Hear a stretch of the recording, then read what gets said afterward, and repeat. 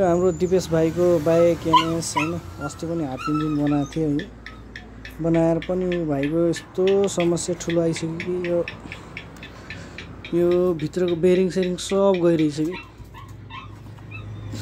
अब यसलाई चाहिँ पुच्छ यो देखाउ त सो हेरौ त मलाई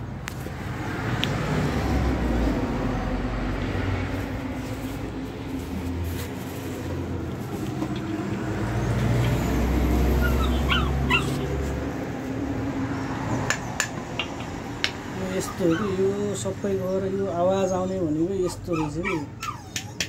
कि यो हानेसी तपाईको बेरिङ भित्र गइसकेको हो कनेक्टिङ रड अनि यसले गर्दा आवाज ट्याक ट्याक ट्याक ट्याक ट्याक ट्याक ट्याक गर्ने हो बुझ्नुभयो यो चाहिँ तपाईको यो ढिक्कै चेन्ज गर्नुपर्छ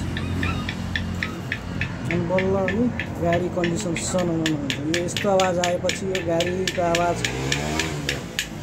यसरी आवाज आउनु भएन ल